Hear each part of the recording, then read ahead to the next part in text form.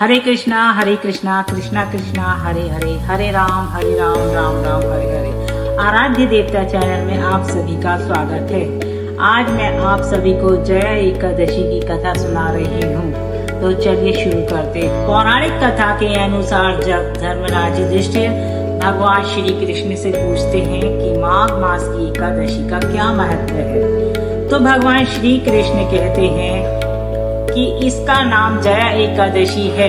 इस एकादशी पर व्रत करने से मनुष्य को भूत पिशाच की योनि का भय नहीं रह जाता है। इसी विषय में कथा सुनाते हुए भगवान कृष्ण कहते हैं कि एक बार नंदन वन में उत्सव चल रहा था। इस उत्सव में सभी देवतागण, सिद्ध, संत और दिव्य पुरुष उपस्थित थे।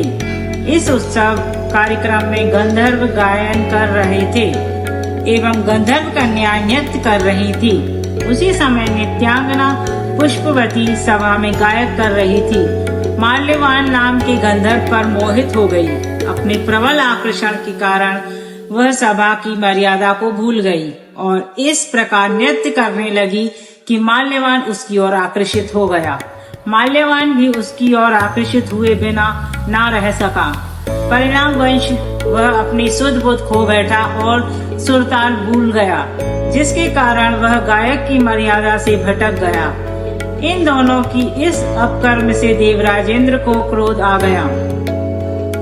उन्होंने दोनों को श्राप दिया कि वे स्वर्ग से वंचित हो जाएं और पृथ्वी पर अति नीच पिशाच योनि को प्राप्त हो। श्राप के प्रभाव से दोनों पिशाच बन गए और हिमालय पर्वत पर एक वृक्ष पर अत्यंत कष्ट भोगते हुए रहने लगे।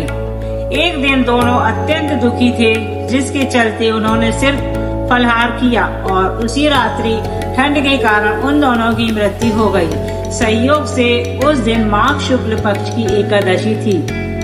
इस प्रकार से अनजाने में जया एकादशी का व्रत हो जाने के कारण दोनों को पिशाच योनि से मुक्ति प्राप्त हो गई, जिसके बाद वे पहले से भी अधिक सौंदर्यवान हुए और पुनः स्वर्ग लोक में स्थान प्राप्त हुआ। देवराज इंद्र दोनों को देखकर आश्चर्यचकित हो गए। तब उन्होंने पूछा कि वे श्राप मुक्ति कैसे हुई, जिस पर गंधर्व ने बताया कि यह भगवान विष्णु की जया एकादशी का प्रभाव है। जय श्री कृष्णा। अगर दोस्तों आप सभी को मेरी जया एकादशी की कथा अच्छी लगी हो और आपको ऐसी कथाएं और सुनना है, तो इसके लिए आप मेरे चैनल को सब्सक्राइब कीजिए और वीडियो को लाइक कीजिए। धन्यवाद।